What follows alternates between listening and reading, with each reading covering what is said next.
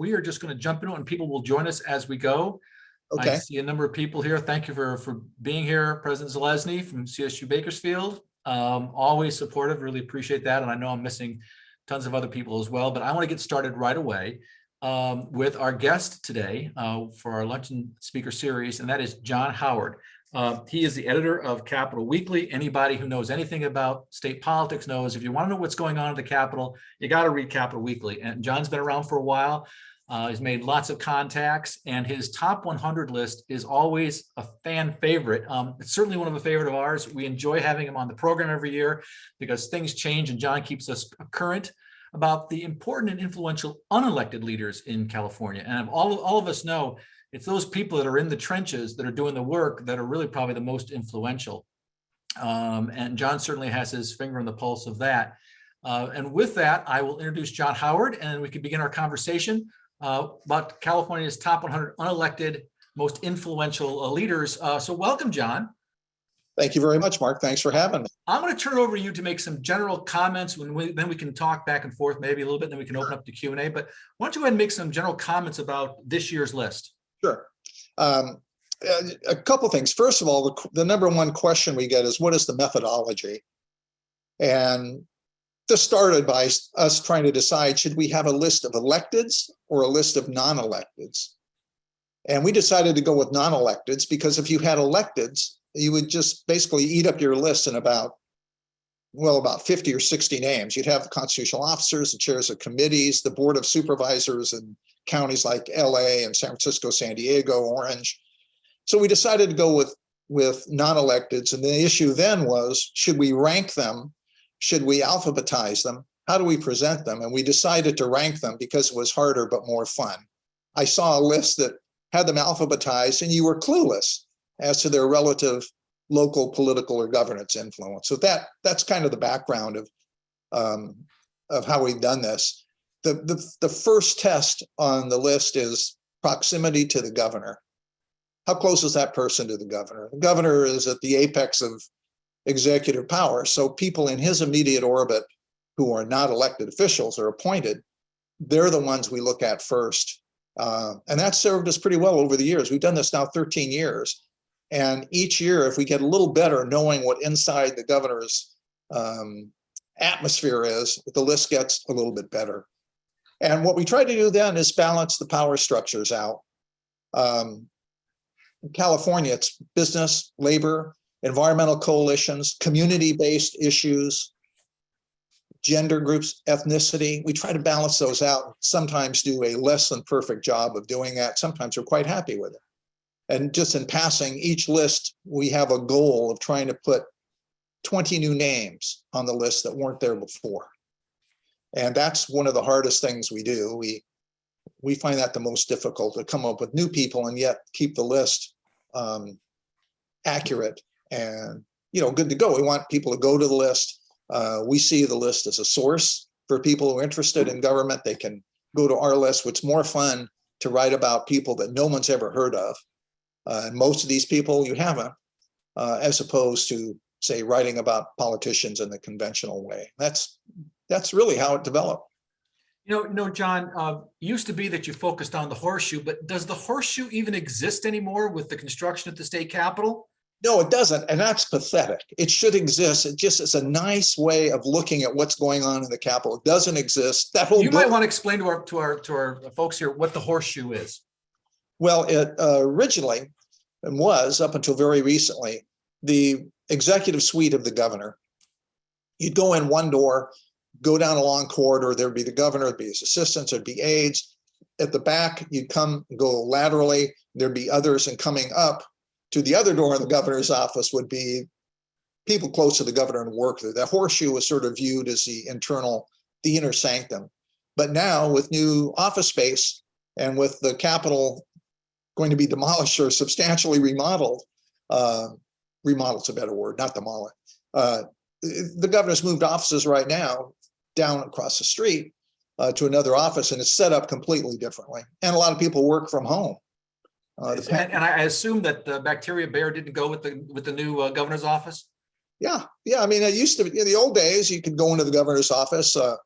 If you were a new reporter coming to Sacramento, the governor's chief of staff. Then it was Gray Davis working for Jerry Brown. That's when I came. And they want to know who you were, what you thought, what your ideology was. They wanted to sit down and talk with you and know really who would be good to leak to. That's basically what it came down to. Well, they also had, well, the horseshoe is basically a U, and in the middle was a conference room between the offices. But there used to be this big bear outside the governor's office, affectionately known as the bacteria bear, because everybody would touch it. And I think with COVID, they've done away with that, right? Arnold Schwarzenegger brought in that bear. And when I first saw it, I thought, you have got to be kidding me. It just seemed like it didn't fit. And I got to really like that bear. It fit just right. We even used it for our Twitter feed. We put a photo on that with the bear kind of looking straight into the camera. And it was great. It's there no longer. I don't know where they put it. We could see the empty footprints, the outline of the footprints, but I'm not sure where they took it. Yeah, it might something that we might want to get at the Maddy Institute. I want to ask you about, you were talking about the governor's office, how important that is when you're creating this list, but are there any other groups or organizations that you can categorize that also have maybe an oversized influence on state politics? Oh, sure. Whether it be unions or businesses or something? Labor has an enormous influence on our list, as it does on governance and policy in the state. Labor's have a lot of boots on the ground. They have a lot of people who can participate in campaigns. Groups like California Professional Firefighters, the Board of the Building and Construction Trades Union. There are affiliates with hundreds of thousands of members. The California Labor Fed's about 2 million members affiliated. Now Lorena Sanchez Gonzalez is handling that. Labor has an enormous influence, and not to mention SEIU. But their influence isn't so much in direct money contributions. Their influence is the fact they have people that can go out and, I was actually, I do a little work as a labor management arbitrator, and I was handling a case in Los Angeles, and I was at the UFCW, I think it was Local 5, their main offices in Los Angeles, and I walked by this conference room. There's this bank of phones. It was one of the election cycles, and the proposition was up, and I pointed to it, and the union person just kind of winked and nodded. I think that's right, that unions typically don't bring a lot of money necessarily to the table, but they bring a lot of people power, knock on doors, phone calls, things of that nature. I think that's true. I think that's really their main, the crux of their influence. The business community is very strong. A lot of businesses in California. I think NFIB California has about 45,000 members, lots of small businesses, and of course the Chamber of Commerce, which represents the big businesses in the state. They also have access to funds. They're very active politically. They're really head-to-head. Typically, they're head-to-head with labor. The job killer bills, which has been for years a sort of a PR communication strategy. The chamber has been very effective. We recognize that. We've seen that. There are others that play a big role. But John, I want to ask you something that kind of begs a question. You always see the Chamber of Commerce or CalFed, the labor organization, in the top 10 or 20. This year, it's very interesting. Number one, both of them are being led by women for the first time, but they're both being led by women. Yeah. Second, neither one of them made the top 25, which traditionally you always had someone from the Cal Labor Federation or someone from the Cal Chamber in the top 25. What are your thoughts? Is this just because they're just starting in their positions? You expect, by the way, shout out to CSUB, the chair of the California Chamber is a CSUB graduate. So what are you seeing in the future? What are you seeing with those folks? You're thinking next year, probably top 20, if not top 10? Well, we partly weasel our own rules. We have a few rules, which we're happy to break. One of them is that someone should be in the position a year to show that there's a track record there before we put them on the list. That didn't work with Lorena Gonzalez, who had never been on the list because she was elected. But then she goes from there to California Labor Federation and brings with her the the United Farm Workers, right? Which was pretty amazing move. So yeah, she'll probably be at a higher level next time around. Also, the Chamber of Commerce, California Chamber of Commerce, has a new director replacing Alan Zarenberg. Right. Has always been a big position in our list, and will be even more so next year, I think. Yeah, Jennifer Barara, like I said, a CSUB grad, so I know that President Zelensky is proud of the fact that one of their grads is leading the chamber. And you said that job killers bill they come out with every year. The list is pretty formidable. I mean, there aren't many bills that survive that list. Yeah, there are some, but that's a very effective list. It's a good communications pitch, and it's right to the heart. And by the way, on schools, I never see anybody from San Diego State. Go Aztecs. I keep waiting for a San Diego State person to show up, and they're all Harvard or they're Yale or CSUB. So this is what happens. The Valley's got some good schools. So I'm sorry, Aztecs. Oh, by the way, did we beat you in football yet? Oh, I'm sorry, that's coming up. Probably. Anyway, there's one person. Just talk about some of the overachievers on the list. And as a grizzled geezer now, I always get irritated at this. But God, this guy number 10, Ben Cheetah, he's fantastic. He worked as a school teacher in New York City. He was a roofer. He for 5 years he worked as he's trying to get through community college through various obstacles. I think it was Orange Coast Community College, which also has other alumni on this list. That must be quite a place. And then he gets his degree, a BA from Berkeley, and then his law degree from Harvard. And now he does a little bit of everything for the governor. And people we talked to said, you got to talk to this Ben Cheetah. If you want to get into policy and stuff, there's a guy you talk to. So that's kind of what's on this list. Some amazing people, really. Yeah, but he's another one of those. He's quite young. I think he's 35, right? The governor has all these senior. Maybe it's my age talking, but he's all these senior advisors in their mid to early 30s. I know Lauren Sanchez, who's what is she? She's 9 on the list. Yeah, yeah, right.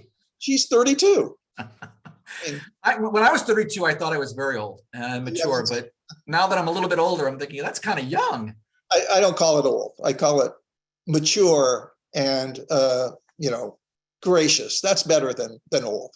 That's right. Right. Well, have the wisdom that comes with age, we hope. I also want to ask you about two leaders of influential nonpartisan state organizations or agencies. One is Gabriel Pedek, who's the California legislative analyst, and the other is Michael Tilden, who's the acting state auditor. Neither one of those, Tilden isn't even on the list. I guess he hasn't been there a year. Pedek came in at number 27. Typically, the state auditor comes in a little bit higher on your list. By the way, Elaine Howell, who is the former state auditor who was retired, we had her on our program regularly. She's consistently, certainly in the top 20 on your list, sometimes in the top 10. Reasoning why these two folks, which typically are in the top 20, didn't quite make the cut this year? Part of that is the newness of the person in the job. Doesn't apply to Pedek. Gabriel Pedek has been there, very close to Wilson, Wall Street background, analytical background. But one issue, and this is where it gets very subjective. If a person has the title. No, John, not subjective, thoughtful. Thoughtful, that's right. Rigorous and careful is what I meant to say. Right. The test, we've had people like this who are chiefs of staff in the legislature, okay? They have a great title, but it's a bit of going beyond the title. And the legislative analyst is so important to life in the Capitol. Everybody goes to the Democrats, Republicans, everybody goes to the leg analyst. So he's got to be on the list. The leg analyst has to be on. Can you talk a little bit about the legislative analyst office and why it's so significant to the state Capitol? Well, the leg analyst is a nonpartisan fiscal advisor to the legislature. And they're they have, I think, about 70 people now, 60 or 70 people. They analyze from a nonpartisan way. They analyze ballot propositions, the fiscal impact. They're money people. They divide up all the major policy issues in the state and analyze those in terms of dollars. Their people now, their staff people, are more are readily available to talk to now. That didn't used to be the case under Elizabeth Hill. Fewer people were available. These experts were available to talk and be quoted, which I think was just an amazing thing. They're really, really good, and people go to them when you really want to know. When you really want to know what's going on money-wise in a bipartisan way, it's very, very important, especially on the budget. The budget is that's their lion's share. They were once described in the Sacramento Bee as the skunk at the garden party. When they show up on these budget negotiations, because the governor's Department of Finance, like when Jerry Brown was governor, was always, oh, woe is me, we don't have no money.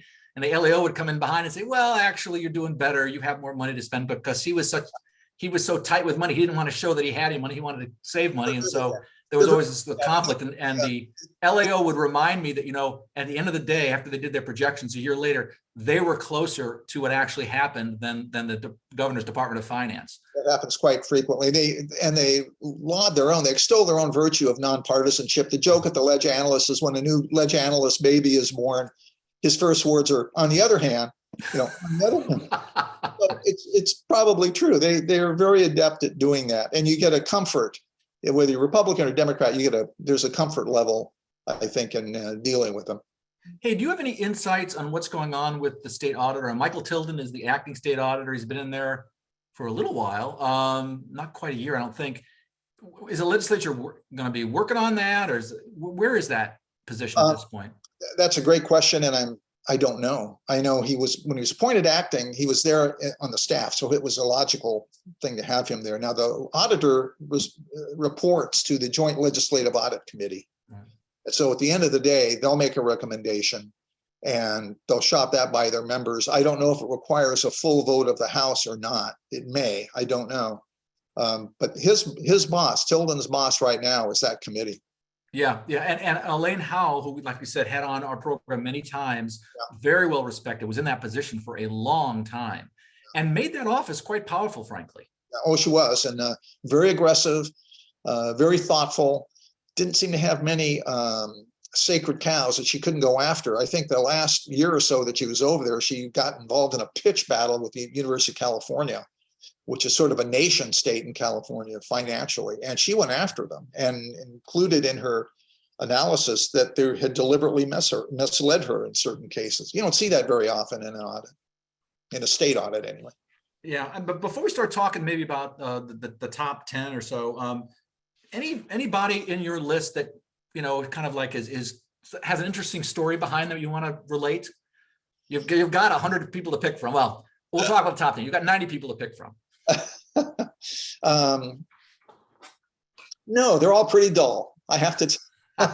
Not true. By the way, I would recommend to our listeners or our audience to really take a look at Capital Weekly's top 100 list. It's really, if you want to know what's going on, it's a desk reference. And I think for those of you that are leaders and want to know, who do I contact to get something done?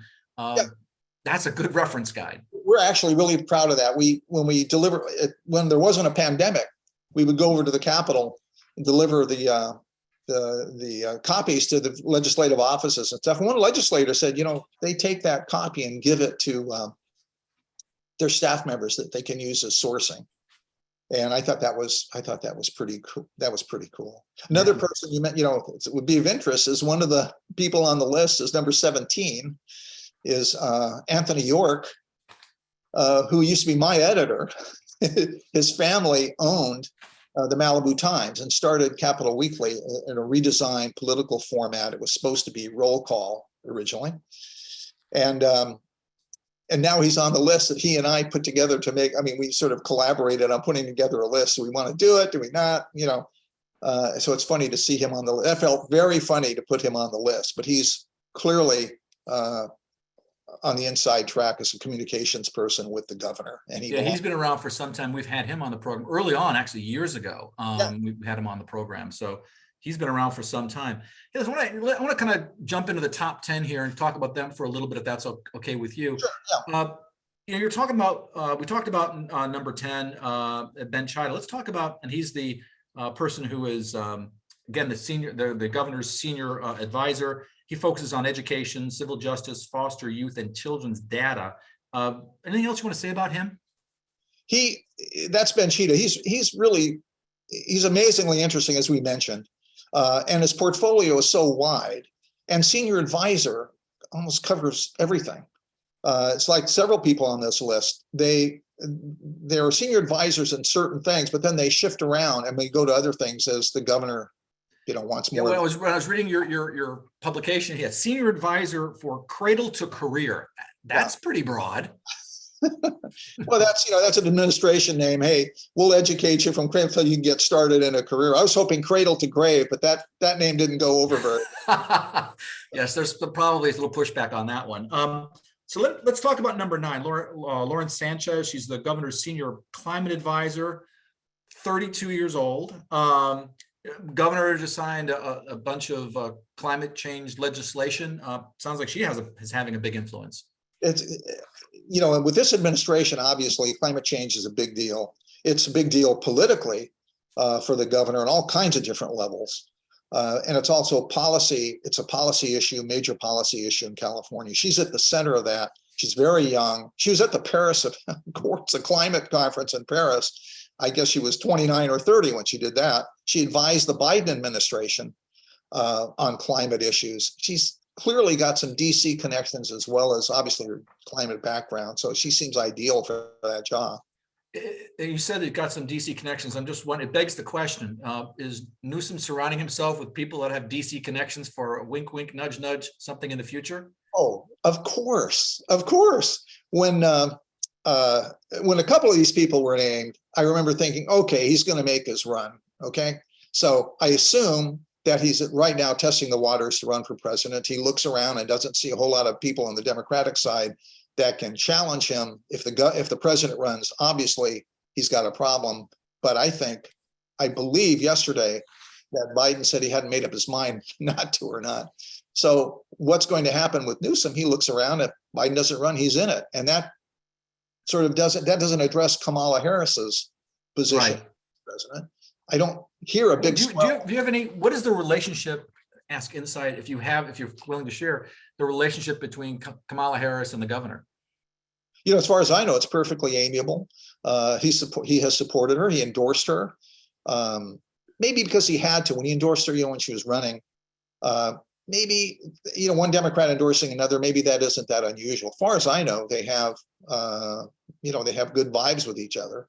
But then, you know, business is business, and if he wants to run, he's not going to let good vibes with her get in the way. I'm trying to recall, and excuse me if I get this wrong, someone will correct me, I'm sure, but I thought I had heard about a recent polling. They asked Democrats if they wanted Biden to run again, and 65% said no, they don't want him to run again. Yeah. So I think there is a better than 50% chance he probably won't run. Yeah, I totally agree. And assuming he doesn't, you know, if you're a Democrat and you look around, I think Sherrod Brown was a major choice of a lot of people. I thought he announced that he wasn't going to run.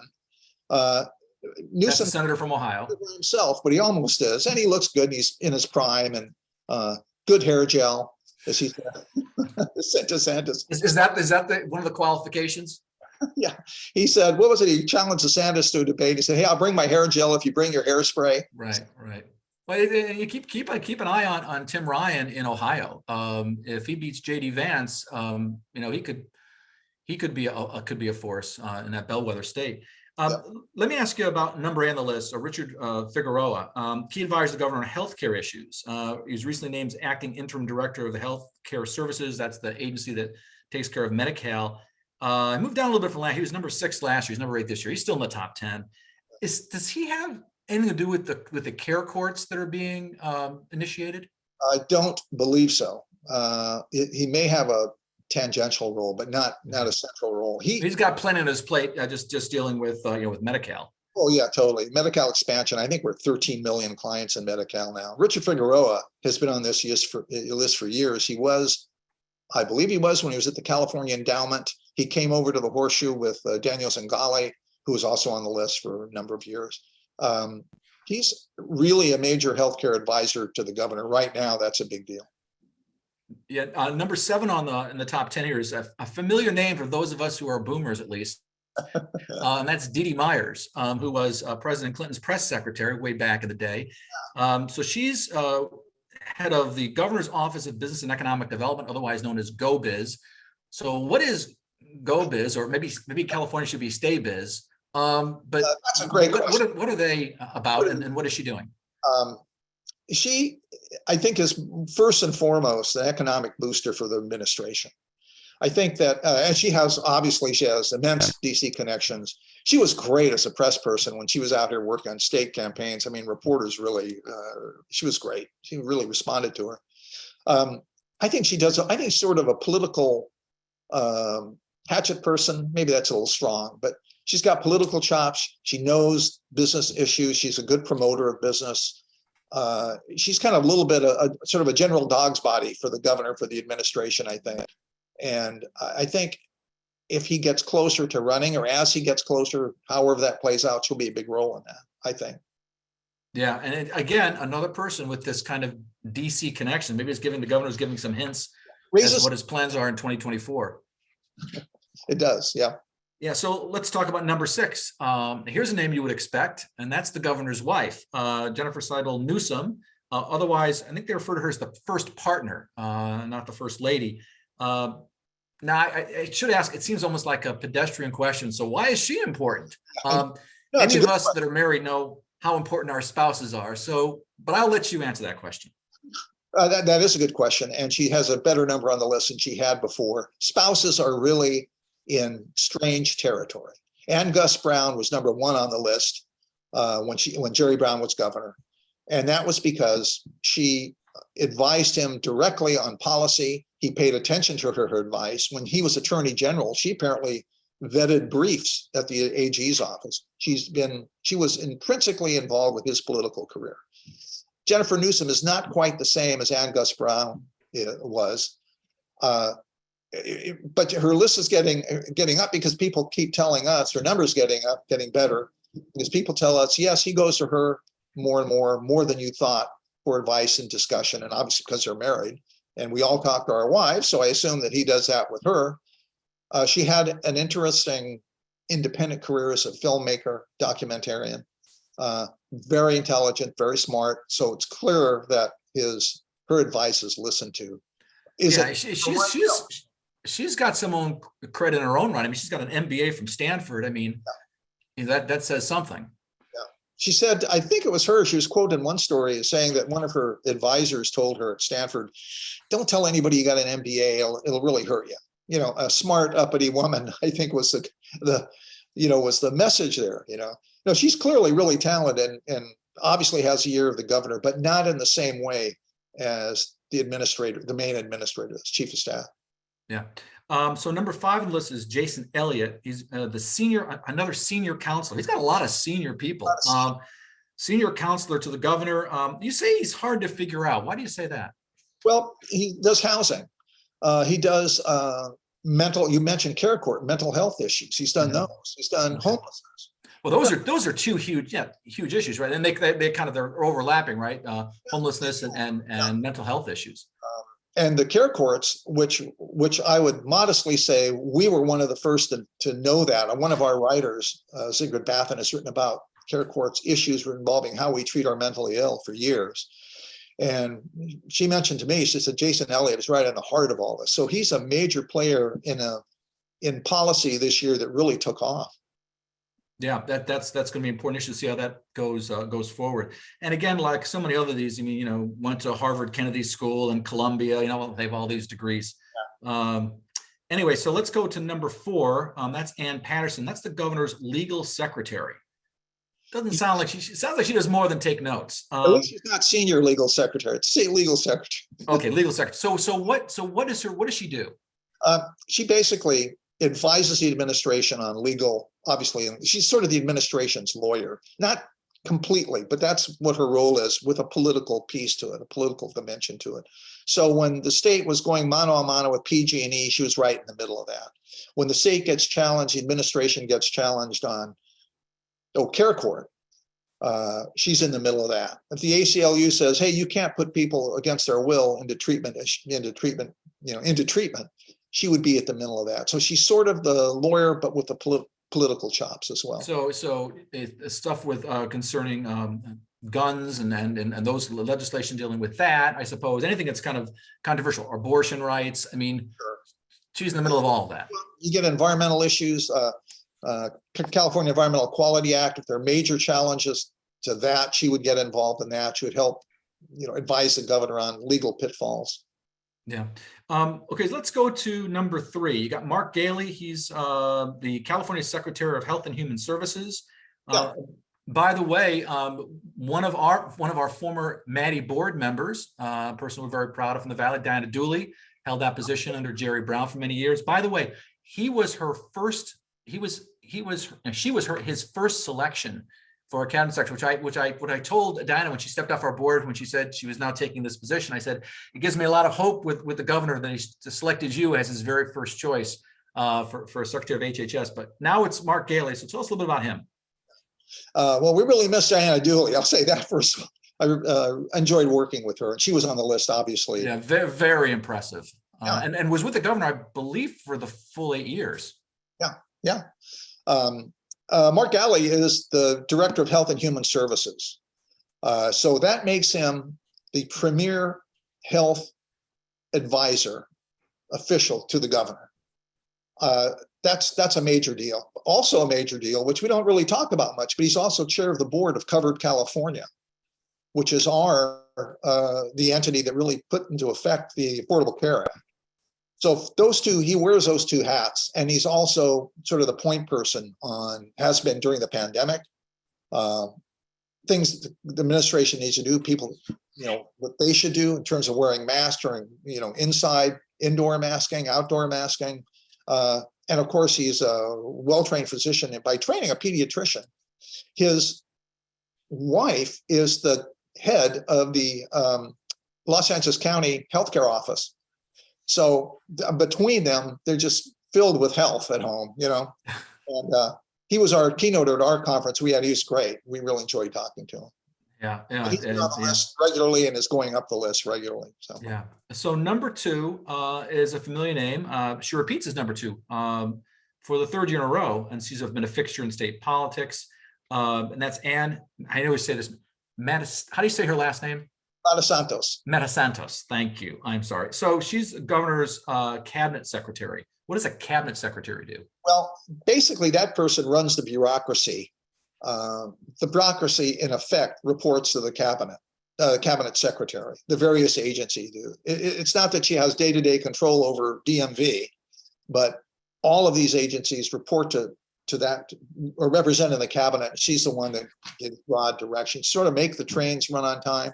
So is she like the secretary's secretary? Kind of, yes, exactly. And she's also, she used to be director of Department of Finance, which is another big office. And she really knows where the money is, and she knows how the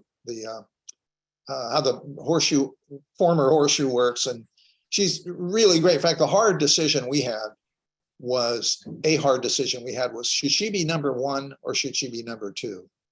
And we understood wrongly that she was in the chief of staff's position effectively. Yeah. She's been she's been around forever, and very influential.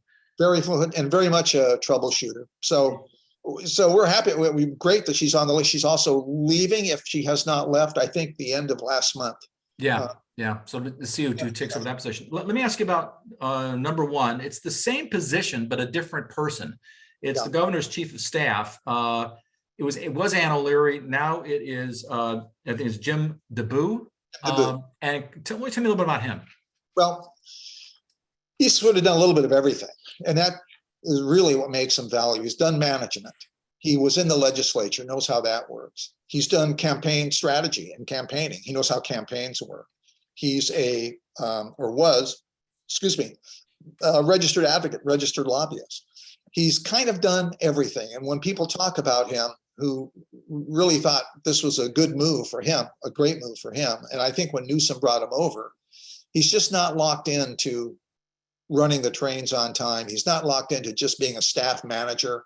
He kind of does a little bit of everything. And if there's any name on the list where people who we talked to said, should be number 1, it's this guy. So we're pretty comfortable with that. He's a strategic thinker. He's looking at, 2024 again. I think there's a theme here, John. I think they are. If I was going to go into the administration right now, I would hope he'd run for national office. And I mentioned that to people I know over there. Oh, John, no, come on. You want to attach yourself to a star. By the way, I want to let our folks know, I see you have some questions, which I will ask in a moment here. I want to finish up with one last question, and then we'll go to the chat and see what questions. So if you have any questions for John Howard, please put them in the chat, and I will get to them. One last question. It's noticeable that over time, when we've been doing this, that there's been a bit of a demographic shift. I don't know. there are more women that on this list than have been on the past. Quite a few, actually. What does that say? Number one. And two, to you, and what about minorities? Are you seeing more minority representation in that top 100? Yeah, I think, well, there are more women, and that's deliberately, we've tried to do that. We really got hammered the first couple of years by not having enough women on the list. And we tried to make up. One year we had a bunch of women on the list, and turns out there were fundraisers. And fundraisers are really important until after someone's elected, and then nobody goes to them for policy advice. Hey, they're in office. That's not what they go. The fundraisers are not as critical as we used to think they were. And most of the good ones were women. But we think we've dealt with the women's issue. Geographic, we have a better geographic spread north and south. LA County. Let's not forget Central.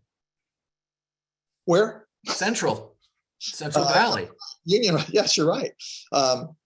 We think we got a bit of a better spread. People of color, there are not as many on the list as there should be. There are more Latinos on the list than I think before. Well, clearly a potent force politically. Yes, definitely, because of rising, and same with Asians too. Asian Americans, we've tried to increase them on the list, not just because they represent the way the state looks right now, but because they're involved in issues that really they force state policy. That's really the test, whether they do that. Bill Wong, who was on the list for years, Asian Pacific Islander, caucus guy, did campaigns. He worked in the assembly, worked for the speaker. He forced policy favorable to Asian Americans, that kind of thing.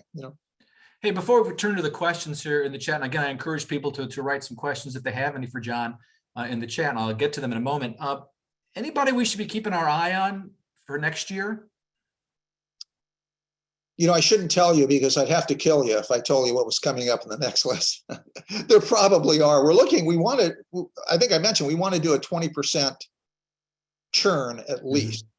And for that, I think we're going to have to look to younger people as opposed to the standbys. We don't want to have a list that looks like it's an entitlement. It's hard to say. I just don't know right now. It's hard to say. Yeah, my bet would be on the head of the Labor Federation and the head of the California Chamber. I think they're going to make big jumps next year. Yes. Because they're always super influential. And as Lorena Gonzalez, the new head of the Cal Fed, was a very effective legislator on the labor side and very aggressive.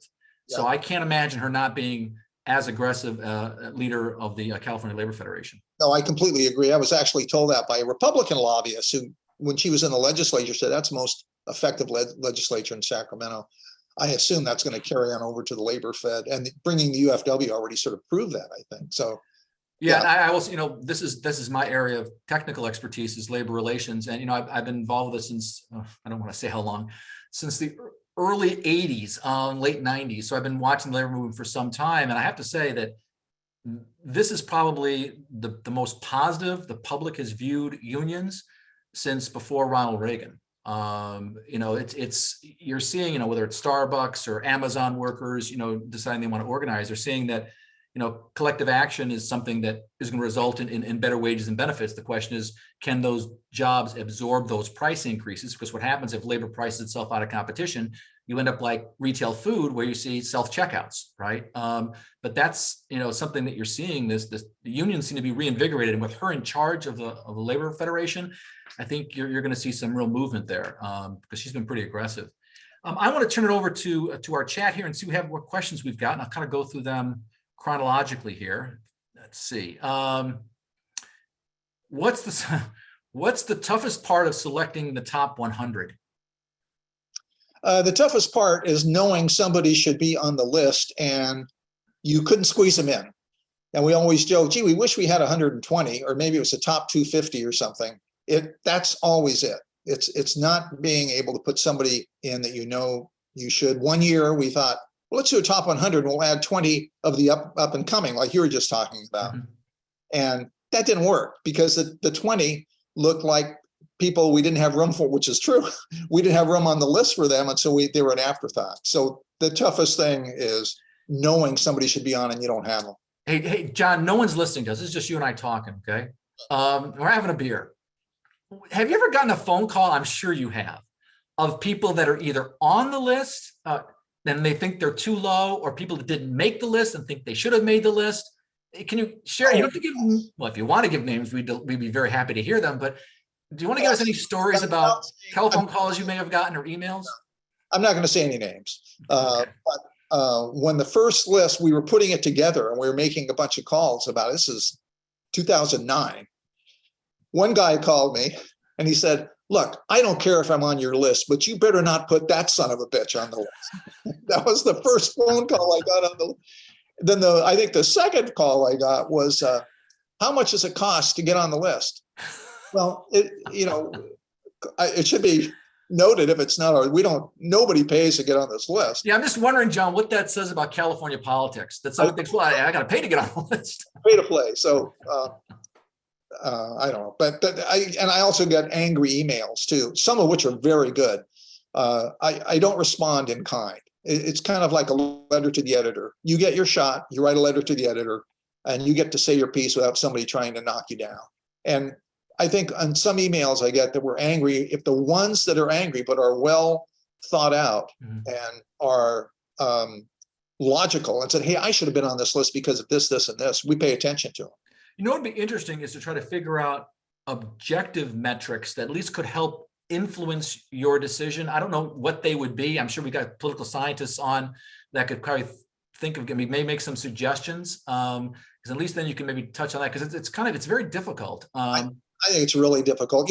With lobbyists, we were thinking, what other lists could we be doing? And one of them with lobbyists was, well, you get to the highest billing lobbying firms, which the FPPC does. Well, but does that really say how effective? John, I have the objective metric for you. Okay. Whoever bills at the highest rate, that's the most influential lobbyist. That would work, see? And then you could do that very objectively. Yeah, you could do, and the FPPC already does this, I think. Every couple of years, they put out the top 10, But the best thing is not those mega firms, but the small firms that really punch way above their weight. I'm thinking of two insurance firms, John Norwood, Norwood Associates, and Sherry McHugh. They're small firms, but they have an amazing client list. They must work 36 hours a day. I don't know how they do it, but they make substantial inroads on policy affecting their clients. That's really that's really more valuable, I think, than just having the firms, money wise. One of the things I've wanted to do and I haven't gotten to yet is I really want to do a program on lobbyists and what their role is at the state capitol. I think that it's a little misunderstood, because you think of lobbyists, a lot of people think of corporate lobbyists, but there are lobbyists on the labor side as well, and environmental side as well as the corporate side. So that would be an interesting show. How do lobbyists influence the legislative process? I think that'd bad or indifferent. I think that would really be great. I'd love to be able to do that. We don't have the resources, but that would be great. There are environmental lobbyists out there. Jennifer Fearing comes to mind, that are major players in all kinds of policy, all kinds of legislation. But they are not, the lobbyists, the stereotypical lobbyists you think of, on the $2,000 suit, and completely different. Same with trade association people, Right. Hey, listen, I've got some other questions I want to get to. Dan Jameson's got two questions here. I don't know if we'll try to get both of them in, Dan. One was, who's on the list for statewide administration of the Mental Health Services Act, which I think, Dan, that's the care court, right? Who's on the care court? Who's on the statewide administration of the Mental Health Services Act? And Dan, that's the care courts, correct? No, this was Proposition 64, I believe, back in 2004. It's the tax on millionaires. Oh, that's right. Mental health services. The problem we have is it brings in over $3 billion a year currently. And there's a regulation that bars use of those funds for locked mental health care. So our mentally ill, who are seriously mentally ill, that need locked quality mental health care, end up in our jails where they're locked up. And those funds and that administrative regulation needs to be changed, particularly with the care court coming online. Yeah, well, it's interesting. So John, you've got this homelessness now kind of dovetailing with the mental health issue. It's going to be pretty big. Now, does the governor, you were talking about some of the people here in that list that are actually involved in that. Some of them in the top 10, I think 2 or 3 of them were going to be involved in healthcare issues and mental health issues. That's going to be a big deal going forward. It will be. One of the issues in mental health care, treatment, and funding. I recall I believe it was a Steinberg measure, 2004, 2005. Yeah, that's right. Yeah. And it was rated every year by the legislature for funding. It would raise X dollars and the legislature would take the money. There simply wasn't a constituency that would put that money in a lockbox and save it. It didn't happen. Yeah, and that was Darrell Steinberg when he was Speaker pro tem, head of the Senate. That was one of his key issues was mental health. And now he's mayor of Sacramento. It's still a big issue to him. And I want to ask the other question that Dan had here is who's on the list for California State University admission requirements, specifically increasing the number of hours that high schools must require in American history and government? That's a really good question. You know, one of the things that people are saying these days, that one of the problems we have in this country is there's no commonality. We don't all have an appreciation of what this country, what the principles are, because we don't teach it. Is that anything happening along those lines? You know, I'm sorry to say I don't know if there have been an increase in curriculum requirements. I know a lot of people up here have talked about it. The Board of Education has talked about it. I don't know if there are any rules or restrictions in place right now. There's often been a lot of discussion here about having better civics and history, better grounding of temporary events for students. And part of that is because what we see out here, what I see, you know, often what I read on Twitter, which I'm a fanatic follower of Twitter. I like Twitter, but some of the statements on Twitter I see from otherwise intelligently educated people are amazingly bad. Yeah. And at some point, schools will be stepping up or should step up. So yeah, that's actually been a perennial issue but it never seems to get addressed, right? It's just a problem. Gene Richards is asking about PG&E and all the problems they've had. You know, the governor had a chance to have them make them public, didn't do it, even though the citizens seem to be behind it, according to Gene. What's your thought on the whole PG&E? I don't want to call it mess, but situation. Yeah, no, mess is okay. PG&E's problem, I think, aside from matter of perception, is that over time, over many years, they haven't done some basic things they needed to do that would probably put them in a better space than they are now. I'm thinking of trimming foliage for one thing.